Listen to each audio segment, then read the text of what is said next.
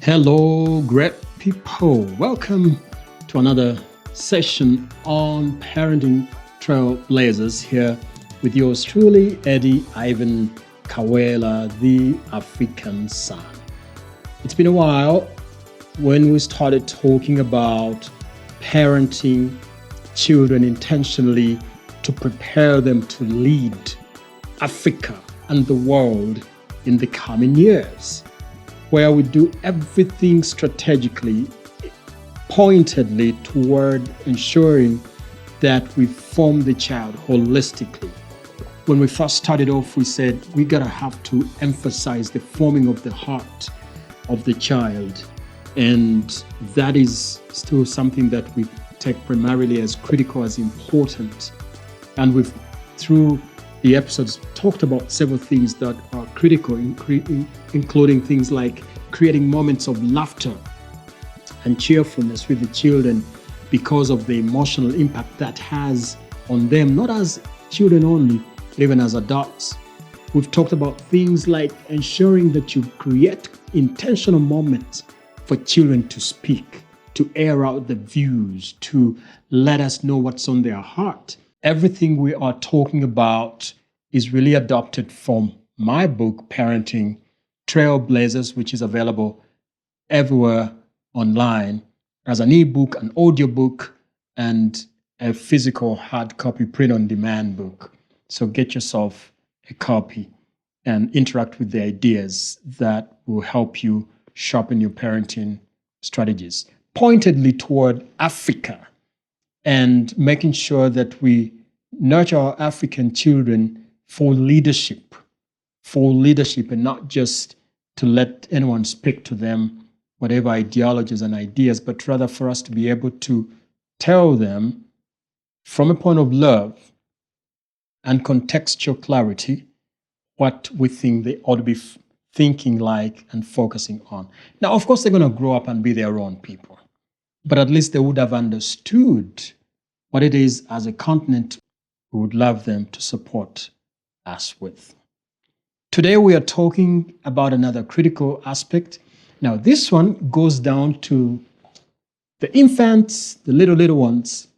And this is about, and the title is Speak to Them as Dignified Humans, Even as Infants.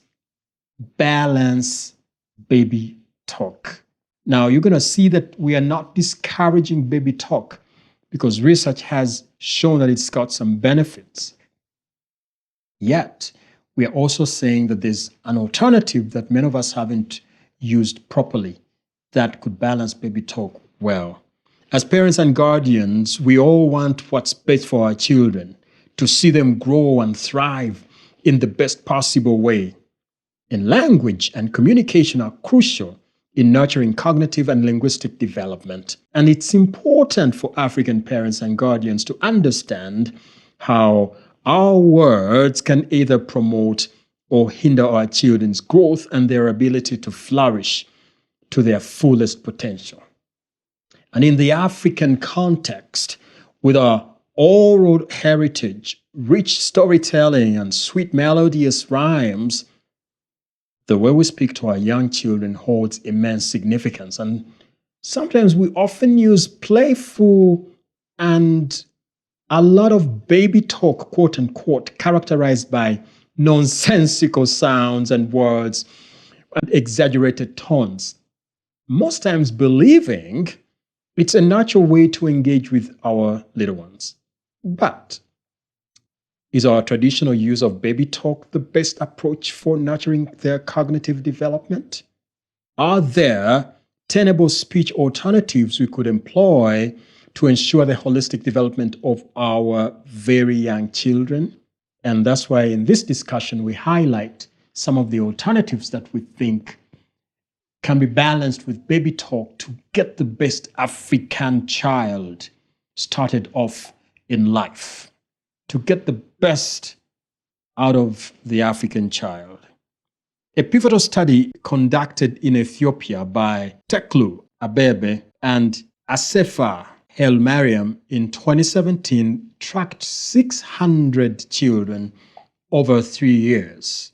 The researchers found that children spoken to using mature language from infancy showed stronger language and cognitive skills earlier on compared to those primarily exposed to quote-unquote baby talk. This suggests that respectful and articulate communication can significantly enhance early cognitive development, and that even from a young age, our children benefit from hearing sophisticated and meaningful language. For African parents, this means we have a golden opportunity to enrich our children's minds by engaging them with clear, articulate language. For example, instead of using nonsensical phrases, we could describe things in full sentences. If we are cooking together, we might say, "We are chopping the vegetables for dinner," instead of simply simplifying the language and just saying, "Chop, chop, chop, chop. Hello, baby, chop, chop." Chop, chop. No, you can just go ahead and just exaggerate your mouth and let the child see that you are clearly saying, "We are chopping vegetables for dinner." Okay?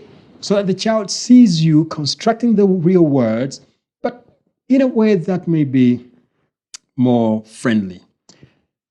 On the other hand, baby talk isn't entirely without merit. The baby is not entirely without merit. Despite the benefits of mature language, baby talk has its place in early childhood development.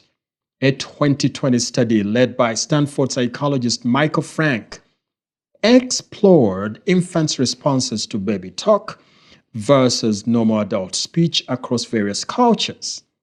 The study revealed that infants worldwide have a natural preference for baby talk, those sing-songy, high-pitched tones we often use with them. Now, this type of speech, known as infant-directed speech, IDS, catches their attention and can be quite soothing, according to the extensive research conducted by many babies. So the study also observed that older infants exhibited a stronger preference for baby talk compared to younger ones and preferred baby talk in their native language.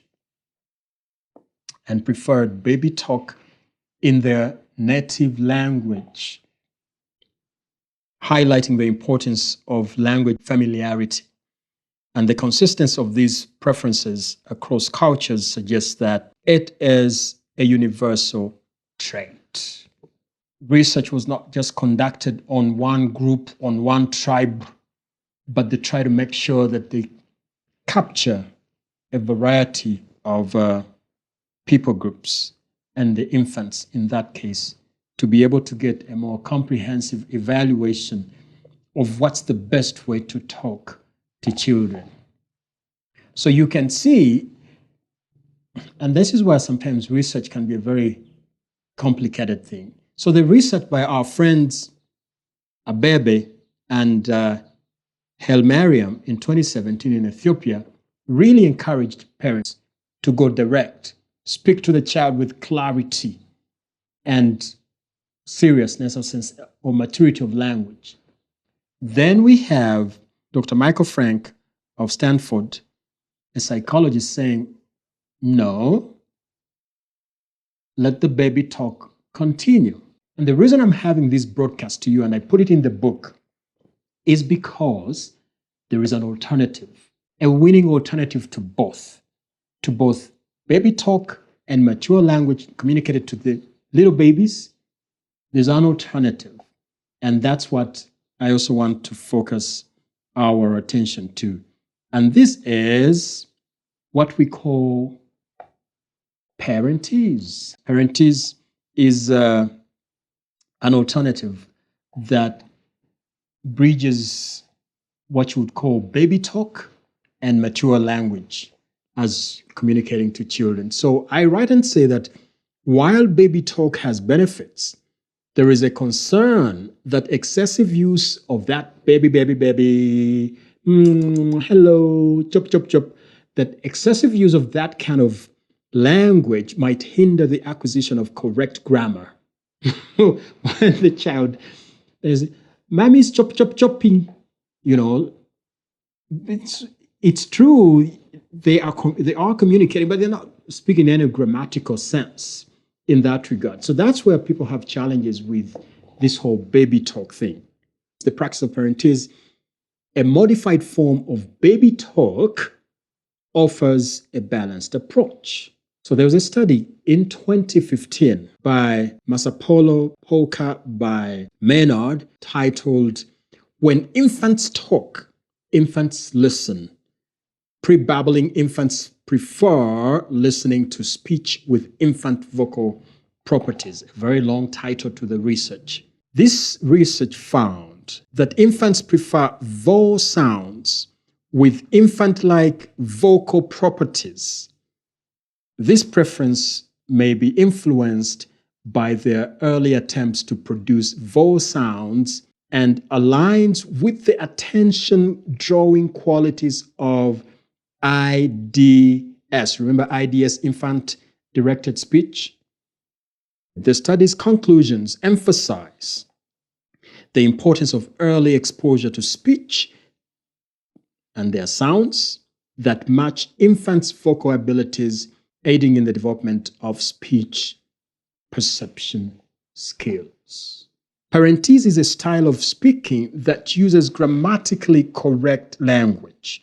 So the language is grammatically correct. We're not trying to fake sentences here because it's a baby we're talking to. The language remains grammatically correct. However, this grammatically correct language is characterized with exaggerated tones and facial expressions, making it engaging for infants without compromising language accuracy. So we are not going for baby, choppy, touchy, touchy, touchy. We're going to say the real things. But as we say the real things, we're going to speak with some kind of swag, baby swag on them. Okay, so please come here, touch. Okay, touch this. We're going to exaggerate our mouths, our tones. Instead of just saying touch this, we're going to say touch this. Okay, so that the child hears everything, but we are now trying to kind of make it fun for them and engaging, make it engaging for them. It's like baby talk, of course, but more sophisticated. For example, instead of saying, look at the doggy, like baby talk would go, you might just say, look at the dog. This is very critical for us who are just starting out with little ones, so that, we don't waste opportunities to prepare our children to start speaking normally, early. And I know there are some children who have some cognitive disabilities, so they may not catch things as quickly because they have some challenges from birth that can and should require specialist attention. Yet for a normal child who should be learning normally, it's very important that even though we don't speak to them as though we are speaking to guys in the boardroom, okay, whatever we say to them should still remain as useful, grammatically correct sentences in your language.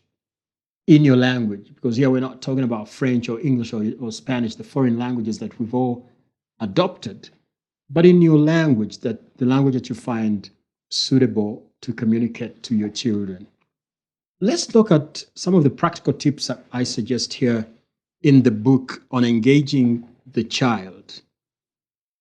Number one, narrate to the child the daily life.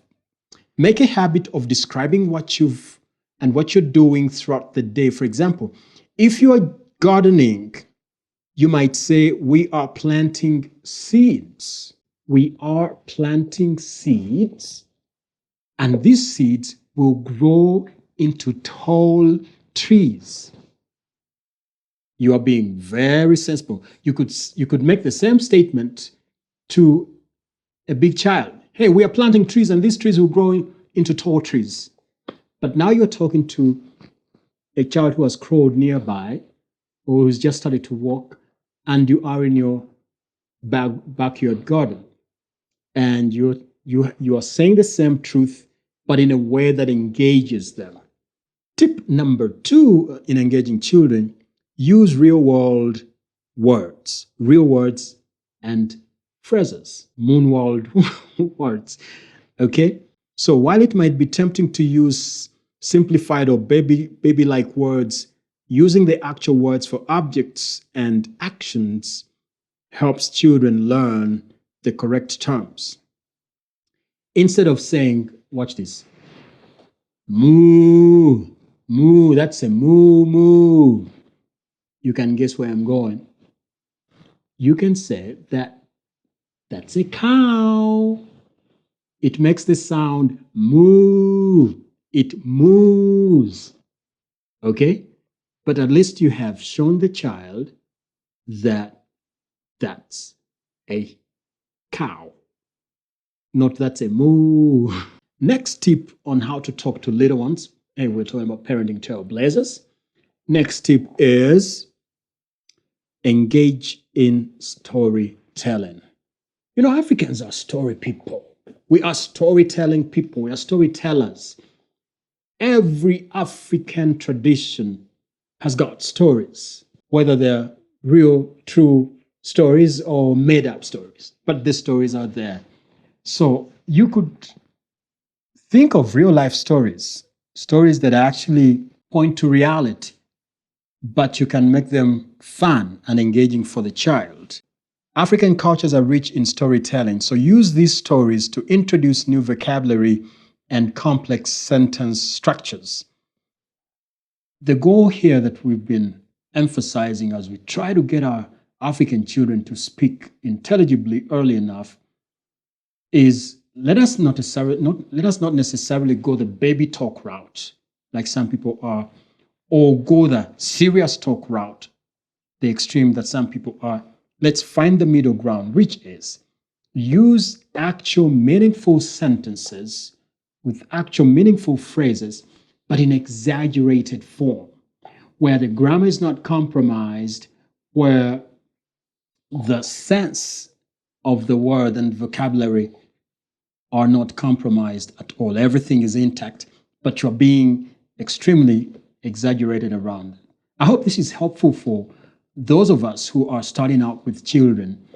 For sure, if you could pick a choice from baby talk, mature talk, and parentese, like I've suggested, I think it should be parentese, where you just stay in the middle, but avoiding just the nonsensical words that have no meaning. You know, when you just say, be, are you good? You know, like things that just don't make sense. You remember how parents just used to say those things to children, and and the child just really wonders, I think, what's going on with these adults. I don't understand what they're talking about.